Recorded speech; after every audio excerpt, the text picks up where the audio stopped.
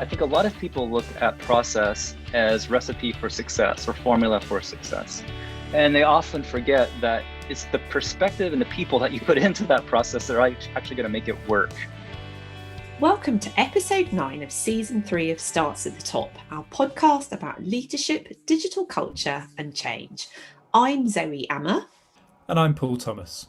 Our podcast brings you interviews with leaders from the public, private and third sector who are using digital to navigate uncertainty and forge a path to the future. On today's episode, we have an author special. In our conversation with R.Michael Hendrix, who together with his co-author Panos Panay has written a fascinating book called 2 Beats Ahead, What Great Musical Minds Teach Us About Creativity and Innovation. Before we delve into the books, this week saw the release of the Charity Digital Skills Report, and we're very lucky to have one of the report's authors on the podcast, Zoe. You're going to share some stats and tell us what it means for the charity sector. Absolutely. Thanks, Paul. So some of you may have come across the report before. If you haven't, it's become a bit of an annual barometer of where the charity sector's at with digital. And this year, we've seen some really interesting findings showing how charities have adapted and used digital during the pandemic. So, for example, close to 8 out of 10 are using digital to reach new audiences, and 83% had changed their services in response to demand. So there's some really promising signs here about how the sectors had to innovate during a very, very difficult period. Nevertheless, there's obviously some key concerns that are still troubling charities, and I think it's right that these are on their radar. So digital inclusion has become a very, very big issue for the sector during the pandemic. And in fact, it was one of the issues that charities are most concerned about. So just over half, 52% of charities are worried about excluding some people or groups as they develop their digital plans. And that's a very interesting issue, I think, for us here on Starts at the Top as well, having interviewed people like Liz Williams from Future.now previously. This issue of how we take people with us, whether people have access to tech, whether they've actually got access to data, is going to continue to be a really key societal issue in this next phase of the pandemic. So some very, very interesting issues emerging there. And finally, I just wanted to touch on a point about well-being, which again, I know we've discussed on the podcast previously. So just under a third of charities said that their staff are burned out from the demands of intense remote working. And I think this speaks to a point that we've discussed quite a lot on here previously about how much do employers now need to really mandate that time off, that time away from screens, and how much do we put the ball in employees' courts and say, look, it's now up to you to manage your own day and your own energy levels. Yeah, and I think some of those themes are going to come up in the books that we're talking about in a second.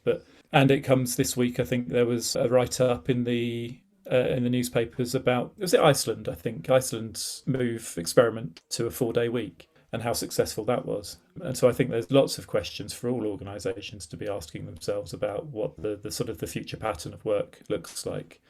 Because although we're heading towards the 19th of July and hopefully lots of people are going to be having their second dose of the vaccine and getting back to what's considered to be normal, I don't think the workplace is going to actually get back to normal this year or really at all. So I think it's about trying to figure out new ways of work. I think some of that, as I said, will come out of the books that we're going to talk about too. Anything else from the report that you feel that could be transferable across sectors? Because I think that's a big challenge for all organisations, not just the charity sector. Yeah, one statistic that always gets a lot of interest from the report is the amount of organisations that now have a strategy in place for digital. So whether that is a standalone digital strategy or a really strong presence within the organisational strategy.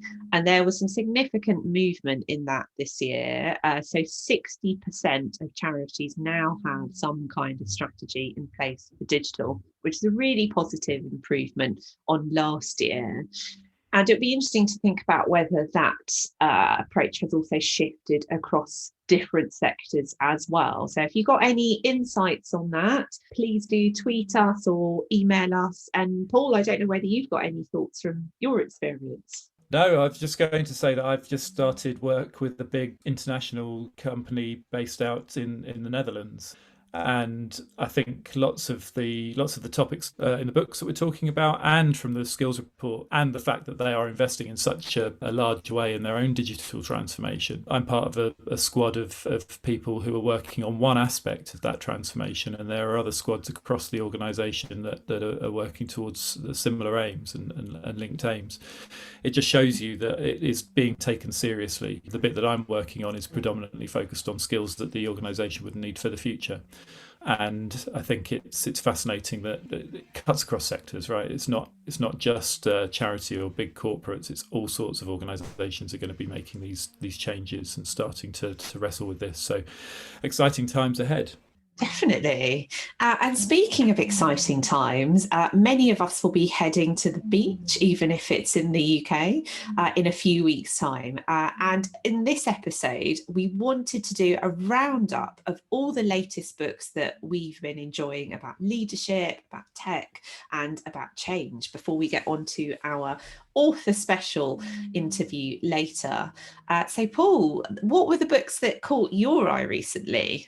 Well, I think the one that we probably should start with is one that we've mentioned on the podcast several times. And I think it really struck a nerve, and it's fiction. I might have expected to listen to this podcast and hear us talking about all these wonderful business books about digital, but the two books that I've chosen to talk about are slightly adjacent to that. So the first one is Kazuo Ishiguro's Clara and the Sun, a work of fiction, very much focused on the world of robotics and AI and human robot interaction, which I think is something that's quite close to a client that I work with and some of the work that I do day to day, working with an artificial intelligence startup. So it's something quite topical. And I guess for me, this was a book, and I'm just going to read the back actually, because I think it's a nice quote that sort of talks about the sort of the content of the book in a better way than a basic synopsis would. Do you believe in the human heart? I don't mean simply the organ, obviously. I'm speaking in the poetic sense, the human heart. Do you think there is such a thing, something that makes each of us special and individual? And so I think at the heart of this book is this story about an AI that constantly sort of wrestles with her own consciousness, and an AI that is being set up, I don't want to give too many spoilers away, but being set up to replicate human emotion in a way that I think is really interesting, particularly in the wake of recent projects by the likes of Microsoft and others who are looking to use AI to scrape information from the internet so that you can bring loved ones back to life through their shared experiences and the things that they share online. Oh, that's so Black Mirror, isn't it? It totally is, and I think this book sort of fits within that space, doesn't it? It's a sort of a Black Mirror-esque type story. I'm not sure how I felt about it. It certainly, I felt, I turned the pages and I enjoyed the story. I think I felt slightly disengaged from it. I thought it felt quite cold. I thought I was being told what to think a little bit more than sort of making up my own mind to begin with. Perhaps that sort of cold distancing is something he was going after, because I think the subject matter is sort of this sort of sense of alienation and distance from human emotions. So I don't know how I think you really enjoyed it. I liked it, but I think you really enjoyed it, didn't you? I did, yes. And I think that's partly because it reminded me a lot of another book that I really loved from a couple of years ago, I believe, called Machines Like Me by Ian McEwan, which is also a fictional account. It's actually based in a kind of parallel universe, which is very recognisable. It's still the UK, about what happens when you have an AI effectively living around humans and what that relationship looks like, and how everyone interacts and what the consequences are. And I found this book very moving, actually, because in the Ian McEwan book, the AI is actually the most likable, in some ways the most human and compassionate character. And I felt that the Clara character in this book was very much like that as well. And I really liked the relationship between Josie and Rick. So the companion, I think this is the other thing, isn't it? The robot set up to act as a companion to humans rather than the way that I think we look at or have looked at robots in the past perhaps is subservient, that they do tasks that humans don't want to, whereas this is very much looking at robots and AI as companions. And I think that really played out quite well. I liked that relationship between the two children, but also that blurred line, I think, between the sort of the sense that these implants or enhanced people as well. So there's this distinction between Josie, who is enhanced, who has, we don't really know exactly what, I don't think we're ever told exactly what, but has some kind of technological enhancements within her body or somewhat, and she's rich and she can afford all of that, and Rick is the sort of the next door neighbor who doesn't have that and doesn't have those opportunities. And I think that's a really sort of poignant part of the book that says, will opportunities for people that can afford to have the latest technology and experiment with enhancements and things like that, will they have the best opportunities in the future? I thought that whole side of the book was really, really interesting. And sort of, quite heartbreaking conclusion. I didn't love it as much as I wanted to. Interesting. Oh, well, good stuff. So it's good we've got a bit of a difference of opinion on that one. And then your next book was about music, I think. Yeah, so this is interesting, and it'll be interesting to tie this into one of the books you're going to talk about. So this is a book by a musician who I absolutely love called Jeff Tweedy, and it's called How to Write One Song. I have seen a subtitle to it somewhere on the internet, but the copy I've got is just called How to Write One Song. And I think this is really, really interesting, not only because I'm a big Jeff Tweedy fan. So Jeff Tweedy is from Chicago. He founded a band called Tupelo back in the sort of late 80s, early 90s that was sort of the blueprint, I think, for this sort of country fusion of country music and rock, sort of alternative country. When that band folded, he set up a band called Wilco. Wilco still record to today and have had a really set membership over the past probably 15 years or so, but before that had different people coming in and different people coming out. Anyway, he's quite prolific, so he writes a lot of songs for himself and other people, and I think this book, which he describes himself as and I think this is really sweet, a hopeful little book, is all about how we have, again, a quote from the book, we have the choice to be on the side of creation or surrender to the powers that destroy. And for me, this is a book not necessarily about writing one song, but about those little acts of creativity that we all have within us and we all need to nurture within us daily, to not lose sight of the fact that we are creative human beings and that there is an itch that we all need to scratch. There is a muscle that we all need to exercise within us. And that's on the side of creativity. So I think much like Mark Kermode would describe Jaws as a film that's not just about a shark, I think this is less about songwriting than it is about making creativity part of your everyday, and I think that's lovely. And just in sort of practical terms about the book, it frames creativity and habit forming in a positive way. This is someone that suffered with addiction in the past and quite badly, and how he frames that is really important, I think. So getting out of creative exercises what you put in, you only get out as much as you put in. And then some really practical help in the middle. He sort of talks about writing, which I think is helpful not just for songwriting but for writing. You and I both write blog posts, for example, and have aspirations to be a writer of some description. And there's really practical help like word ladders and cut up techniques, things that kids would do to break up the association of words and pictures and things like that. So it's really helping me to reconnect with language in a way that's quite surprising. And I guess two little takeaways from the end of it. I think one of the things he talks about, and this has come up in some of our conversations, the importance of listening really comes up in the book that we're going to talk about in the interview. But he says the best musicians are the best listeners consistently. And he also says when sitting down to create, set a timer. He sort of says the importance of pouring your favourite drink, whether a cup of coffee or a glass of whiskey or whatever it might be, pulling up a comfortable chair, getting out your best pad and your favourite pen,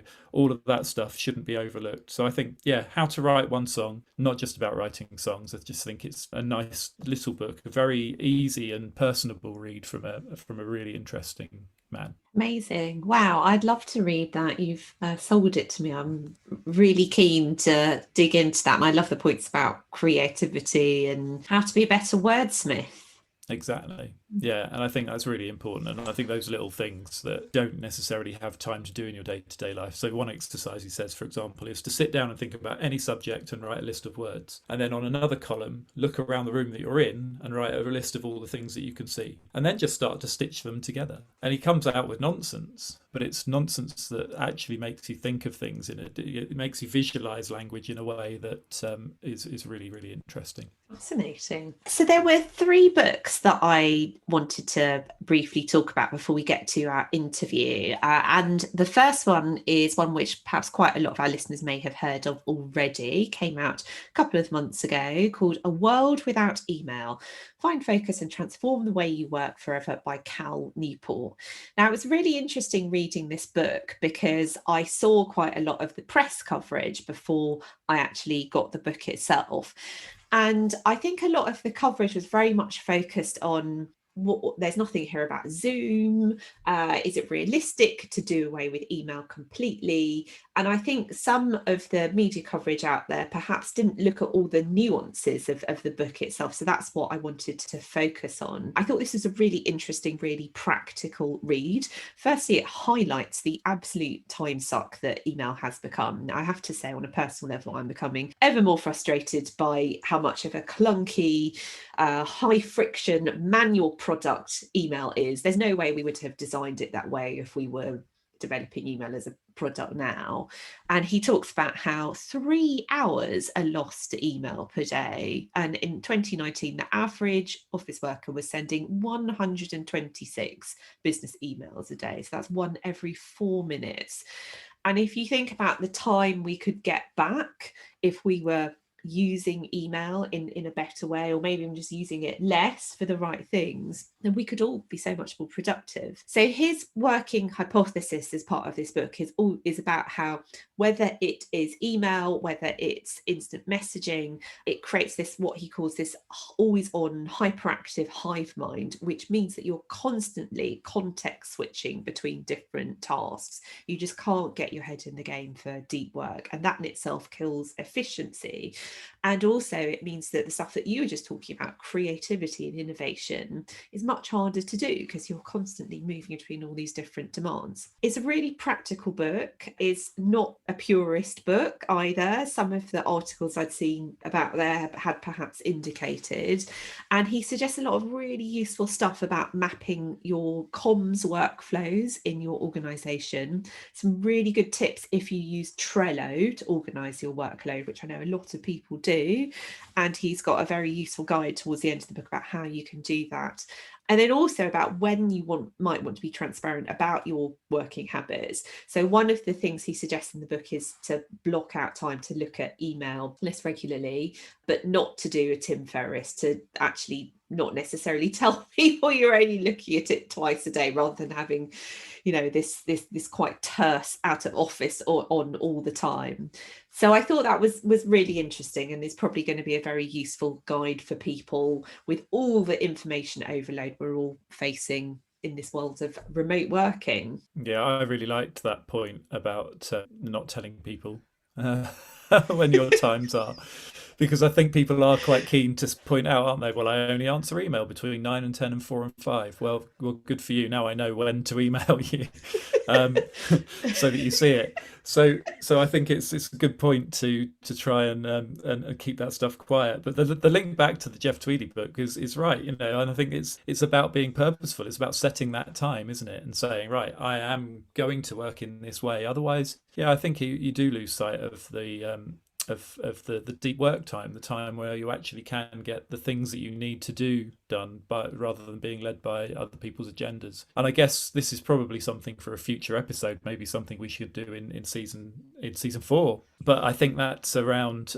how to do this when you are a consultant as well, because I think the struggle for me and probably for you is that when you have access to organization systems that you're working with, so for example, at the moment, having access to an Office 365 environment that doesn't necessarily connect up with my working environment, and then having to switch contexts to another client working on different systems, I think all of that stuff can really start to burn, and I think that's where it starts to worry me. Is the context switching is exhausting, but if the alternative is sort of going into a big corporate organisation and being bombarded by email 24/7, then perhaps we're on the right side of that. I don't know. Yeah, it's always really interesting as a consultant. I think that moment of dipping in and out of other people's working cultures and their kind of cadences for email and meetings, and every organisation is different. I think that's the big thing I've learned in this job.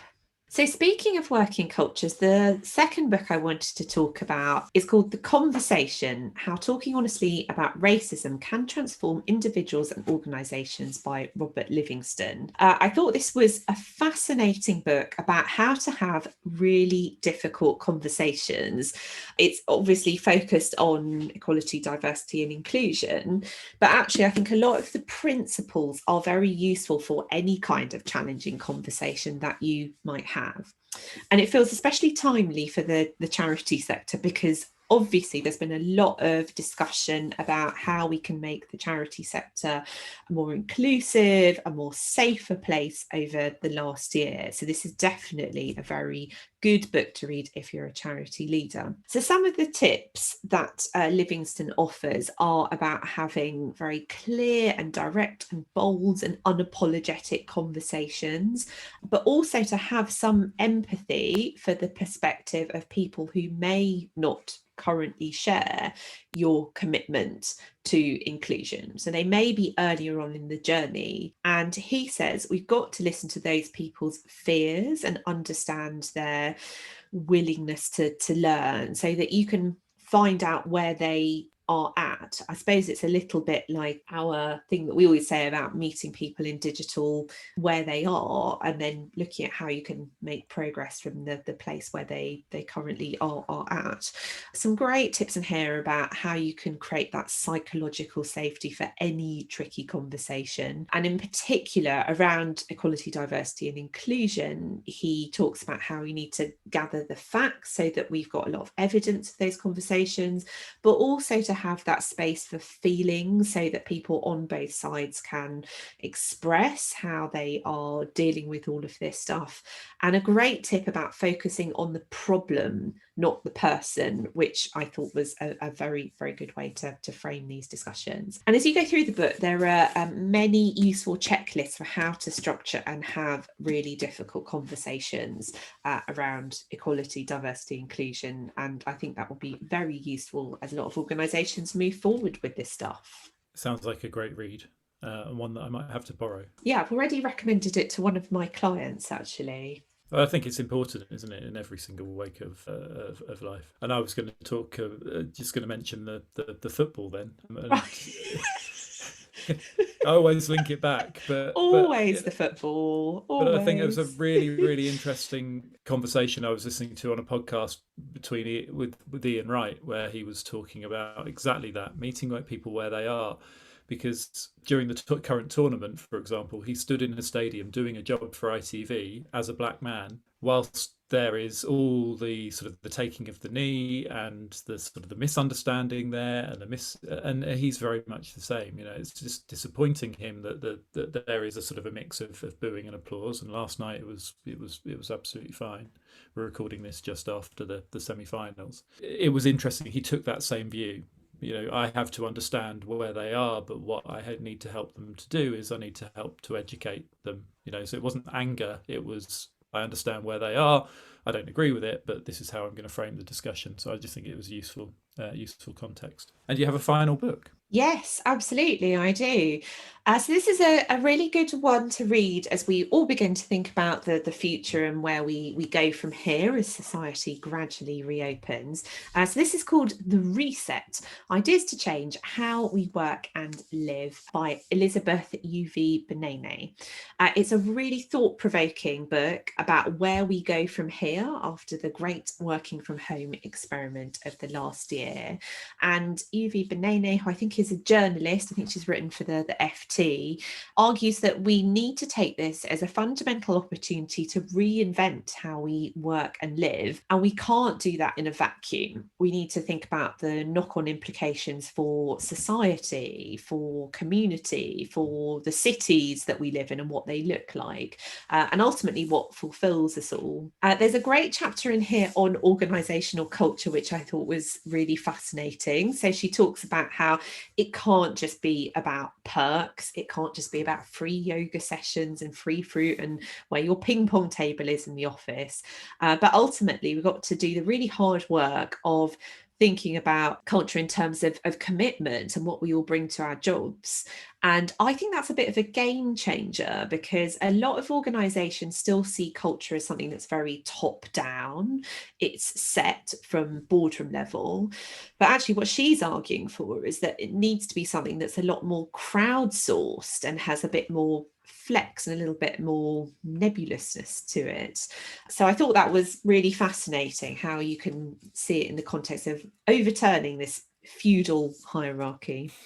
She also talks about how in the digital age we all need to create our own sets of communities, and I think a lot of us are doing this already, actually. So, you know, whether it's you're part of a running group on Facebook or a group of people on WhatsApp who like a particular football team, to your conversation earlier, we all need to think about what communities we want to be part of and accept that they're probably going to overlap a bit, and think about the different ways in which we can get involved in all of them, which I think is a great point. And there's a particularly interesting theme through the book where she interviews Sadiq Khan, who pops up, I think, in a couple of places throughout the book, on what the recovery of our cities actually looks like. And he talks about how he doesn't want to see the recovery being what he calls bagel shaped, which is where there's stuff going on around the edges of the city, but not so much in the centre. He's not saying that we shouldn't have good resources and amenities and communities in our various suburbs. What he's saying is that we need to be thinking about the city as a whole. So, for example, he mentions what experiences can we offer people, whether it's shopping, whether it's a great retail experience on Oxford Street, so that we can entice them out of their homes and onto the tube and offer them something that they just wouldn't get if they were looking at online shopping or watching a video from their laptop. So I think there's some exciting visions in there for the future, and it's a good book for leaders to read right now as they reimagine their organisations. That sounds excellent. And I think, again, linking to some work that I'm doing at the moment, I think there's a really big opportunity for leaders to ask the question, how do you see the future? I think a lot of the stuff around, in particular, digital transformation, for example, is around this idea of fear, you know, the robots taking over, going back to Clara and the Sun, the robots taking over and automation killing our jobs and all that sort of stuff. So being open to that conversation and asking the question has been a time of huge challenge and change. So what do your employees actually want? How do they see the future? How do they see their roles and the work that they do shifting? I think asking that question is probably the first step for those leaders. Sounds great. Now for our conversation with R.Michael Hendrix, one of the authors of 2 Beats Ahead, What Great Musical Minds Teach Us About Creativity and Innovation, which he wrote with Panos Panay, who didn't make the call, unfortunately. So we're just talking to Michael today, who dialed in from his home on the east coast of the US. And just to say in advance of the interview that we have a copy of the book to give away. So listen out for details of how you can enter at the end of the interview. And suffice to say, Zoe and I are big fans of this book. So enjoy the interview. We are delighted to be joined today by one of the authors of 2 Beats Ahead, What Great Musical Minds Teach Us About Creativity and Innovation, by Panos Panay and R.Michael Hendrix. It's a brilliant new book about what great musical minds from Beyonce to Pharrell Williams and Bjork can teach us about innovation and creativity. So much of this book reads as the new modus operandi for leaders, and that's why we're really excited about the conversation today. Over the pandemic, organisations have survived or fallen depended on whether they could innovate, and we're very excited to talk to one of the authors today. So we're going to be joined today by R.Michael Hendrix. He's a partner and the Global Design Director for IDEO, an innovation and design company. He's also an assistant professor of music business at Berklee College of Music and a musician performing as R.M. Hendrix. I should also mention the other author of the book, Panos Panay. He's the Senior Vice President for Global Strategy and Innovation at Berklee College of Music and a Fellow at MIT Connection Science. And we're very happy to be introduced to have Michael joining us here today. Michael, welcome to Starts to the Top. Thanks, Zoe. Excited to be here. Great, lovely. Well, we were so excited when we heard that you were coming on the podcast, because when Paul and I read this book, it really resonated with us, and so many of the lessons that we've been trying to communicate to leaders over the last few years. And I was particularly struck by one of the points you raised near the beginning of the book, in fact, in the very first chapter, about listening, how leaders can be better listeners and create the space for inspiration. And this is a big recurring challenge I hear from leaders, that they really want to innovate, but perhaps they just don't have the time to make the space to listen and to have their creative muse come to them. And there was a really nice story about that in the book, of where Bjork was walking along the beach and these amazing lyrics came to her. So I wondered whether you had any advice for leaders about how they can create that space for that creative spark to come to them. Absolutely. It's funny how the brain works, but we tend to go through life trying to edit out as much information as possible around us to reduce our cognitive load, right? And that results in a lot of things. It results in us just missing stuff around us, right? Because you're walking through the forest and you're like, yeah, tree, and you're not really processing, oh well, that's a 3-year-old maple, that's a 50-year-old birch, etc. Like, your brain's not doing that. We also tend to bring biases into everything we do. We anticipate what we expect. And again, it reduces the cognitive load. So basically, both of these things are really bad for listening. Both of these human behaviors are very bad for listening, because the trick is to hack through that and start to recognize that there is inspiration and opportunity around us all the time in every mundane thing that we experience. There's nothing special about the beach that Bjork was on, right? Nothing. I mean, although Iceland is beautiful, I will say, and I do love visiting Iceland, but as a beach, beaches are beaches. The trick is starting to recognize what is there. So the way you do that first is mindfulness, right? And there's a lot of talk about mindfulness today, but that's about being present, recognizing your surroundings. For me, what I often do is I take a notebook with me, and if I'm traveling to a new place, I could be commuting, I might stop and try to be present and start to recognize what's happening around me, right? And that can be looking at the textures of the surfaces around me, looking at the behaviors of the people. I mean, I used to love to take notes about people in the subway, which sounds really creepy, but it's actually very interesting, because it's one of those places where we completely zone out, right? And we decide not to notice the people around us. But if you start to notice the people around you, you'll notice they have interesting behaviors. You notice the person that doesn't want to touch anything because they're afraid of getting germs. The person that clearly has no sense of personal space and is spread out across 3 chairs and don't care that, someone can't sit. And when you start noticing those things, you start to understand life a little more wholly. So in the office, that's how you start to understand your employees better, your cohorts better, with your consumers in their habitat, so to speak. Those are all the things that we need to be doing to be inspired and listen. And it's about anticipating the moment and what's present versus what we expect based on our life experience or our own interest. So it's about getting into the right mindset then to listen and observe. Yeah, Miles Davis said, listen for the space between the notes. And that space between the notes is what makes the notes important. That is not the way we normally think about most things. We're not looking for what's not there. We're not listening for what's not there. We're staring things straight in the face. And you often miss the context. And that's one thing we're trying to hint at here in this first chapter, is that context is everything. And the context is actually the thing we miss the most often. Yes, I think that's right. And I've always wondered why they don't teach listening specifically as a skill, or maybe they do. You'll know this better than I, but on things like leadership programs and in business school as well. Because having read your chapter about it, it strikes me that it's so important for creativity, but also just understanding the environment and the context in which you and your organization are operating in. Yeah, I mean, I think there have been some books about something called active listening and things like that, but it's not what we're talking about here. You know, when I first met Panos, my co-author, we had no expectations for each other. We actually we met each other at a conference, and what we brought to meeting each other was anticipation of opportunity without any definition. Now, this is a little bit convoluted, so I'll explain it. Lots of times when people meet each other, especially in a business context, it's almost more like a hunter mentality. You know, I've got something I want to sell you, you know, and so I'm going to convince you, right? Or I want to know you so I can get to somebody else. You know, it's a little predatory, which makes it sound really creepy. And that's why a lot of people don't like networking.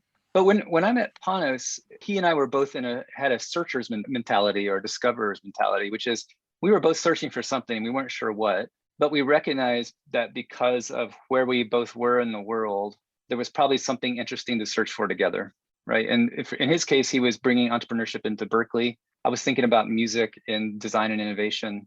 We didn't have an objective when we met. We just had an anticipation that somehow together, something interesting would happen. That's a kind of listening, kind of recognizing that in this context with somebody else, it's not about what they have specifically to offer you. It's not about what state of the future you've defined for yourself that you want. It's about having a presence and anticipation for possibility. And that's a discipline to have that kind of presence.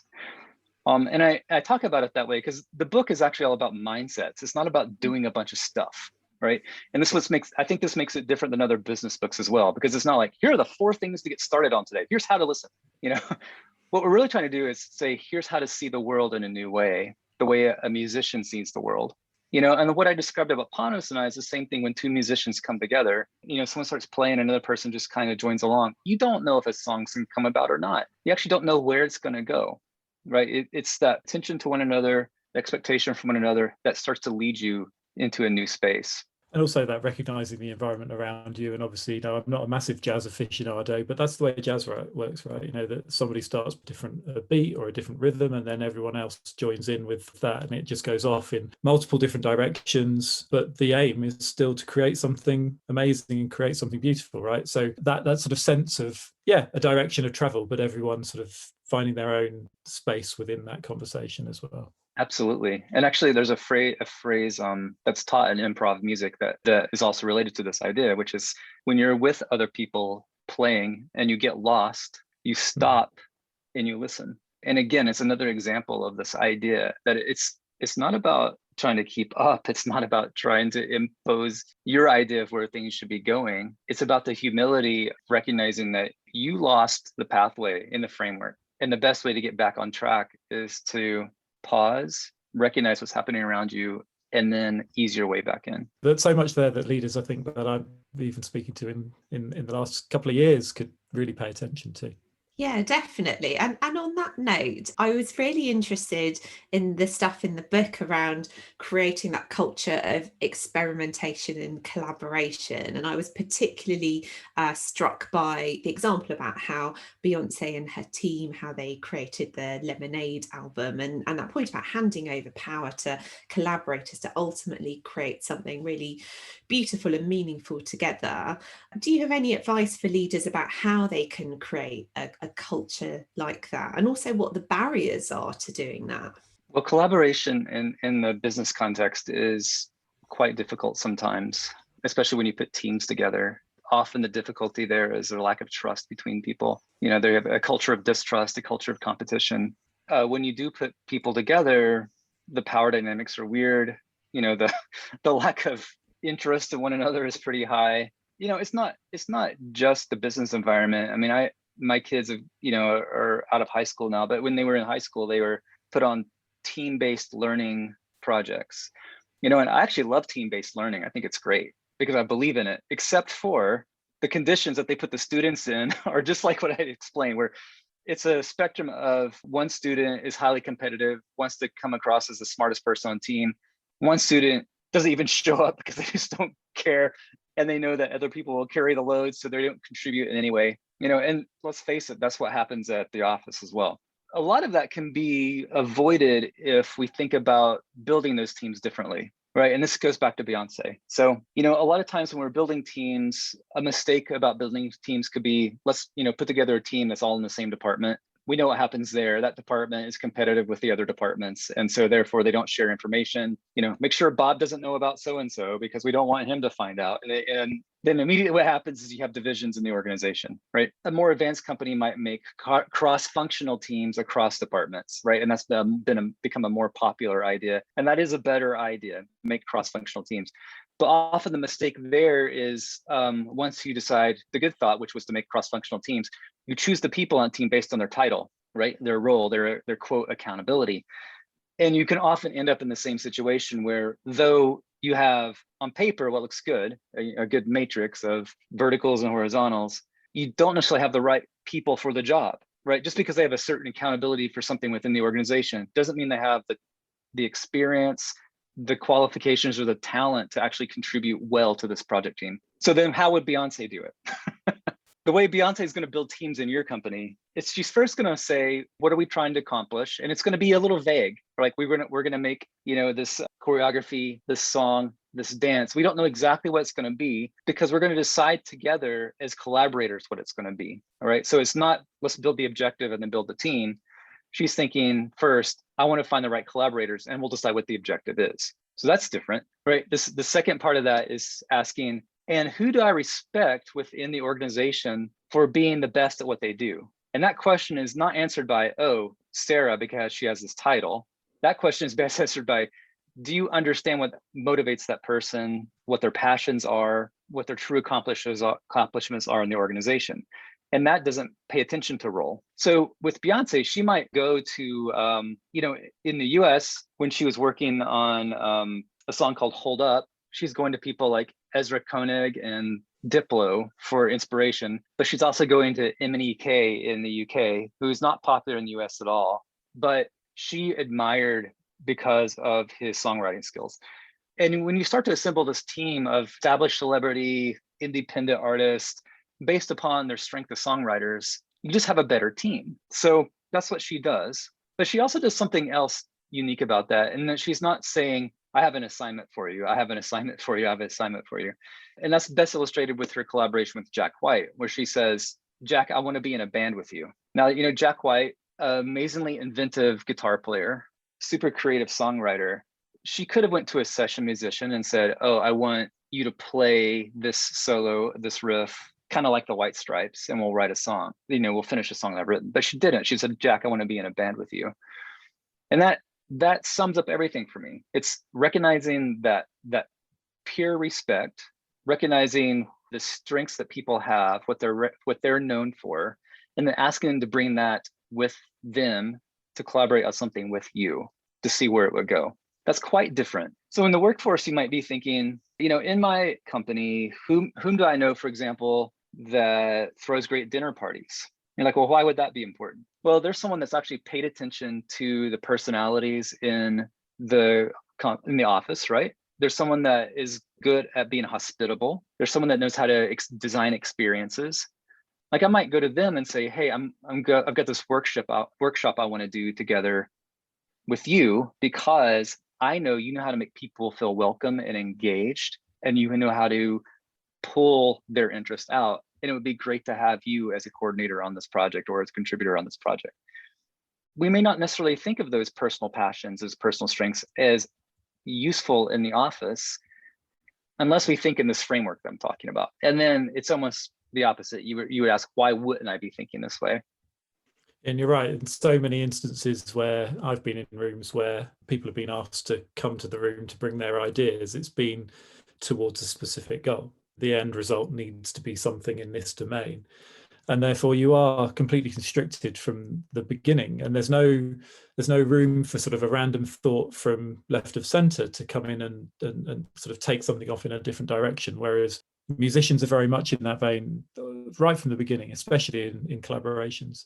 I don't know whether this is just an anecdotal sort of thought, but I've noticed that certainly in the lockdown, where musicians haven't been able to tour and they've been forced into much more sort of working at home and online collaborations and stuff like that, it just seems to me that there's been even more collaboration in the last year in terms of musicians coming together and doing various different things that you wouldn't get normally, because they've suddenly had the time to think, well, who do I actually want to work with? An example that comes to mind is the recent connection between Sharon Van Etten and Angel Olsen, for example, come together to create one song, which would probably not happen in normal times. It would be an album, or it'd have to be something, a tour or something like that, but one song, which was just massively powerful. I think you're absolutely right. There's been a lot of that.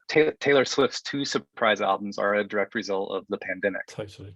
Right. It turned out that Aaron Dressner from The National is not touring either. They start trading things. Jack Antonoff gets involved. And next thing you know, you have 45 songs or something. kind of amazing, actually. But that's absolutely true. Artists were able to reach out to each other and work in a new way because they're not on the road. One of the things I got most excited about was a business book that within chapter 3 had a reference to one of my biggest ever heroes in the music world, Jeff Tweedy and Wilco, who I'm a massive fan of. And there's suddenly in page 3 of a book that's primarily being presented to me as a business book, there's Wilco. Bloody hell, this is different. And I really loved that collaboration, because that was a piece of work. There was musicians bringing an aesthetic to a hotel. Can you tell us a bit more about that? This is like one of those pleasant surprises in my own life. So in Massachusetts, where I live, in the Berkshires, there's a hotel called Tourist. It's unique in that it had several people coming together, but one of those people is John Steeratt, the bassist from Wilco. What John said, I talked to him about it. He said, he'd been on the road for decades. Started out in the 80s as an indie artist. Really enjoyed the community of that indie rock community, the indie rock fans, the bands, the venues. And that was, really what kept him motivated as a musician, is to be able to have that camaraderie with people. And he said he noticed as touring went on, decades later, that he was starting to see some of the same spirit in this rise of coffee shops and boutique hotels, that there's the same kind of community spirit going in, who was putting those together, who was working there, how they felt about the environment they were making, the culture they were creating. And he thought, this is really an extension of what I've been doing in music for a long time, and I think I'd like to get involved. And he admitted he thought that was kind of weird, because he was always kind of stick it to the man in his indie rock mindset. And then here he is becoming a businessman, an entrepreneur. Tourist came about because of that idea that he wanted to pull together. He had been in some hotels in Austin that he really admired. He had met some people there that had started those hotels, and he wanted to do something similar in the Berkshires, where Wilco had doing a music festival for the last couple of years at Mass Mocha. So that what interested me about that was just really what the whole point of the book is that the musician's mind is just seeing the world in a different way than we often give ourselves permission to do. And in this case, he's connecting the dots between how communities are built, how different people in those communities can complete the aesthetic or the experience of something whole, right? And a band does this, right? A band does this on a micro level, like Wilco, in fact. You have a collection of great musicians, great individual musicians that all have their own pursuits as well, that come together to make a new whole. And in putting together Tourists, it was the same thing. You have, a restaurateur, a land developer, a music festival, and branding expert, a bass player from a band, coming together to build a new kind of environment. And I've really enjoyed getting to be part of that community myself. And it really feels that way. I think they've done a great job of building a truly hospitable environment. Let's see if we can get a Starts at the Top podcast offsite there, maybe, Paul. See if we can justify that on expenses. Do some planning while we're there. Yeah. I'll come sit by the pool with you. We'd love that. Great recommendation. Thank you. So I wanted to come back to the point about innovation. And one of the things that really stood out for me in the book was about when you should follow a process for innovation, but also to your point earlier about when you should just trust your instinct and go with it. So do you have any thoughts for leaders on how they can strike the right balance there between process and instinct to innovate successfully? This question is close to my heart because coming from design and seeing how design thinking has become more broadly adopted across business, I've been as excited about that as I've been put off by it. And the reason I've been put off by it is because I think a lot of people look at process as recipe for success or formula for success. You know, if I do A plus B plus C, I'll get D. And they often forget that it's the perspective and the people that you put into that process that are actually going to make it work or not. And so when I hear people talk about, oh, well, we tried this particular innovation process and it didn't result in anything, you know, my first questions are about like, well, tell me about who did it, like how you managed it, because there's nothing magical about any of these processes, nothing. What makes them effective is the perspective that you bring into them and the people that you put into them. That's the first recommendation I have for anybody. Is it goes back to like, how are you putting your teams together? How are you creating a brief that allows for enough exploration and discovery? You know, an example there would be lots of times when people put together innovation briefs, they try to answer the question in their brief. And what I mean by this, that would be as help us increase our customer retention by improving our website. I just answered what I think the problem is in my question or my statement, which is, I think I have a customer retention problem because of my website. That might be true, but I would be more curious to be asking, like, how might digital tools increase the engagement of our customers? And that allows for a lot more discovery and inspiration. It also doesn't try to solve the problem in the brief. Digital tools could be a lot of different things, right? So this often happens in the formula, is the formula is trying to answer a very well-defined question, and that well-defined question is actually cutting out all the discovery and opportunity. The other thing I would say about process is we often get caught in a time trap. So there's an example in the book of Radiohead and their commitment to experimentation and archiving their experimentation, which is super interesting, right? Because I mean, we know them as a band that has been able to kind of stay in that line of an experimental on the edge, but enough pop awareness to be able to stay in the cultural mainstream. But the way they've gotten there has been interesting in that they are often writing new music, each of them individually, but those songs might sit for years. There was a mini disc leaked a couple of years ago that revealed this. It was, you know, songs from say 95, 96, right before OK Computer came out and had them anointed as guitar rock gods. The interesting thing about, if you listen to that mini disc, you'll hear songs that were not released at all, that didn't make any sense for an album like OK Computer, and that the band probably couldn't figure out what to do with either. But they came out when Kid A came out after OK Computer, and people were like, oh my gosh, this is crazy, this is so different. Actually, they were working on those songs in 1995, 1996 too. And they had songs that came out in 2010 on In Rainbows. They even had a song that came out 20 years later on A Moonshaped Pool. That is discipline. And that's recognizing that your experiments, if they don't match the context today, they may match the context tomorrow. So I'll take this back to the idea of process and intuition. We have to give ourselves permission to recognize that context changes, and therefore the relevance of your experiments, your endeavors changes as well. And what doesn't work today may work tomorrow. So don't judge, even if you go through a process, a formula, you put a team on something and something doesn't work. I wouldn't call that failure or a waste. I would just recognize it that in that moment, in those conditions, it wasn't really a match, but in the future, it might be. You know, and I have a client that does this. He once showed me a notebook where he had written down ideas from 1994, 1995 that were essentially describing things that needed cloud computing, services that needed cloud computing, when cloud computing didn't exist. But now he can use them. He literally brought them out. It's like, oh, I've been thinking, I want to go back and revisit this 20-year-old idea. And I'm like, that's great, because it actually can work now. So it's a discipline. It's also a recognition that context changes, and you have to be willing to capture those things, be able to reference them, be able to share them again, and not judge so harshly when things don't work out the way you expect. You hear that in the film industry as well, don't you? Sometimes film directors and writers have an idea for a film, but they know that the technology has not yet been invented for them to actually put it on the screen. And so they do something else to fill the time between the time. And then somebody goes, or they invent the technology themselves. So I'm trying to think of an example, but the IMAX, for example, IMAX technology was developed in order for us to put bigger images up on a screen, perhaps to keep up with it. So I think you see that in different disciplines as well, where you just don't throw anything away. An old idea is still an idea, and it's still a good one. Absolutely. And then building on the point about innovation, I think that takes us logically to reinvention.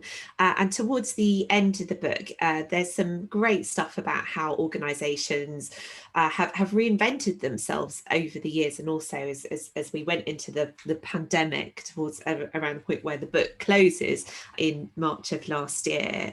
Can you tell us your advice for leaders about how they can look to reinvent themselves as we begin to slowly edge out of the pandemic? Yes, so I love that chapter because it feels so relevant. And we also were careful not to just choose digital companies that had pivoted and pivoted and pivoted, because that seems kind of obvious that you could do that. So it's much harder when you think about companies that have been around for 100 years, and you start to recognize the reason they have been around 100 years is because they have been able to somehow shift the purpose of their organization or their product and service to continue to evolve with cultural needs and business needs.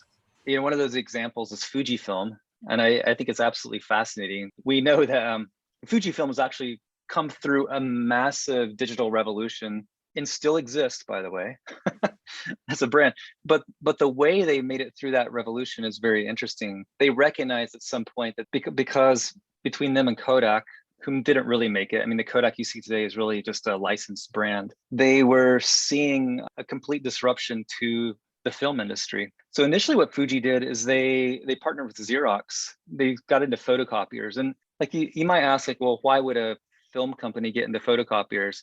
And it partly goes back to the way you think about yourself. I think they were starting to think about reproduction of images, right? So like, how meta can you get about what you're doing, basically? And by meta, I mean, it's the overarching story about what you do.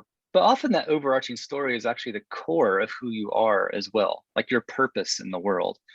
So that was an interesting partnership to start thinking about. But they also were looking at other kinds of experiments too, up into the 2000s. And one of those was recognizing they had all these other assets. And what could you do with these assets? Because I mean, if you're an old company, you've invested in a lot of infrastructure, right? And so in their case, one of the things they recognized is that they had technologies that were UV protectants that kept photos from fading. And they thought, well, what else can you do with that? And believe it or not, they started a cosmetic company in Japan. They made face creams with UV protection, that would be anti-aging. And that was a whole new adjacent business for them that also produced some income for them as they continued to weather the digital revolution and start to recognize how they could get back into image making and image reproduction. So I guess there's a twofold strategy there, right? There's first like understanding the meta narrative, which often is your core, and then recognizing how your assets might be repurposed to help create opportunity for you to go forward. I would say this is a musical mindset for sure. And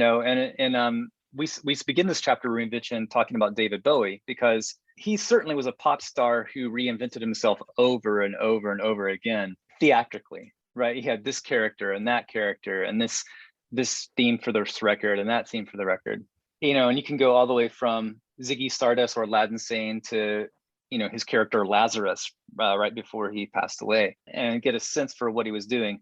But he had a meta narrative too, and actually revealed this in an interview, which he said, at the core, I'm just a songwriter. I only write about 3 or 4 things, and I don't remember what they were, but it's basically like loneliness, a search, et cetera, et cetera. And then he manifests that in some kind of theatrical way as the art form inspires him to do, in combination with cultural shifts. So if you could look at someone like him, then you can understand how Lady Gaga does it. You can understand how Madonna did it. You can understand how Fuji did it, right? Or a company like Nokia, who has transformed quite a bit. Or a brand like National Geographic, another one that's actually transferred quite a bit. But it's starting to get back and recognize the meta story and your core. I loved the example within that section. Again, another moment where I kind of read and punched the air, which was reinvention through necessity. I can't remember the exact turn of phrase, but you went for, this is on a double page, so I'm looking at 2 pages of a book, and on the one hand you've got the emergence from COVID and how, you know, Berkeley and all universities across the road world had to suddenly reinvent the learning experience. If they turned around to the people that run those universities and said 10 days before the pandemic, this is what we're going to do, everyone would have been called insane and they would never have done it. And then on the opposite page, you've got Rick Allen from Def Leppard, after his car accident, having to reinvent drumming from his hospital bed. And that's a punch the air moment where I went, COVID to Def Leppard in several paragraphs is just amazing. Yeah. When we were writing that chapter, we were said, oh yeah, it's great that you can work from a place of privilege and decide what you want to do next, you know, as an individual or a company. But what about when you don't have that choice, when the choice is thrown at you? And the Def Leppard example is great. Gloria Estefan is another one. She's rising to a peak success. She's in a massive bus accident that breaks her spine, and she has to basically start again, you know, and she does. She overcomes those odds with the love of her family, and he rises even higher as a star. But these are often, I mean, COVID was nothing we expected, and none of us could imagine we'd be locked in our houses for over a year. And so I think a lot of us as individuals and as organizations have had to rethink who we are and what we do, why we do it. Perhaps that's a gift, actually, to be able to think this, because we can strip back all the things that were distracting us, all the things we thought were necessary, and begin to ask, what are we really good at? What do we really care about? Who do we really care about? And how do we re-engage with those things that we find fulfilling and meaningful? Absolutely. And just a couple more points that I thought would be nice to round out conversation with.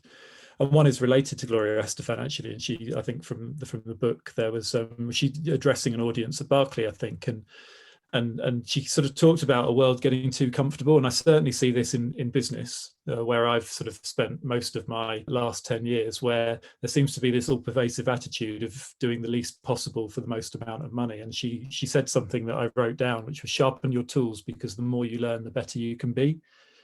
And that really talks to me about this idea of like plurality and range. And I just thought that was a really nice sentiment.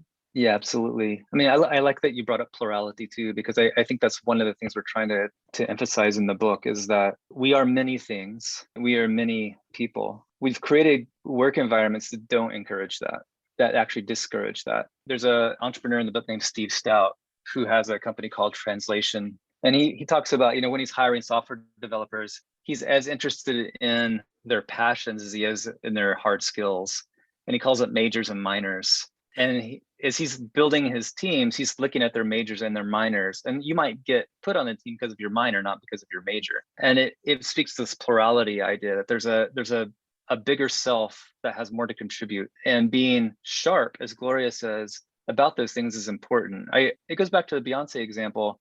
People need to know what you're great at, the thing that you're great at, the heart of your passion, so they can call on you for that as a collaborator. And I think that's one thing she's getting at in there. It's like, if people know why to call you, they will call you, you know, because you're great at X or you believe in X, etc. And that's quite important. We have to end it there. Sadly, there's so many more bits and pieces that we could delve into, but I think we're going to have to end it there. But thank you so much for your time this afternoon. It's been really exciting to speak to you. And yeah, we hope this episode can do the book justice. And actually, I'd said that I would give this to my brother-in-law to read next, but I'm not. I'm going to keep it. I might buy him a copy, so I'm definitely going to keep this one. It's a fantastic book, and we'd really recommend it to anyone. Thank you, Paul. It's the best book that I've read so far this year, Michael. It's superb, and it's been an honour to talk through your thought process and your ideas from it today. So thank you so much. It's been fascinating. Well, thanks for having me on the show. So thank you for listening to episode 9 of season 3, and it's competition time. All you need to do to win a copy of the book is subscribe to our newsletter, which will start with our new season in September. The link to sign up is in the show notes and on our website, and we'll be sharing it across our social media posts. We'll pick a winner at random, probably on the 2nd of August, which is the first Monday of August, and that book is really, really worth winning. So that's the end of this season, Zoe. A big thank you to Michael and all of our amazing guests from the season. We'll be back in the autumn, and if you know any leaders who are doing amazing work with digital, please do let us know and we'll ask them to come onto the show. Please do send us your feedback. We'd love to hear about anything that you feel that you'll do differently after hearing from any of our speakers from the series. You can share your plans, ideas, or questions with us on Twitter. We're at starts at the top one, and you can email us at startsatthetoppodcast@gmail.com. And thank you very much for listening. And if you are listening on a platform where you can leave a review, please leave us a review, and 5 stars would be lovely as always. Speak to you soon. Speak to you soon, everyone. Thanks for listening.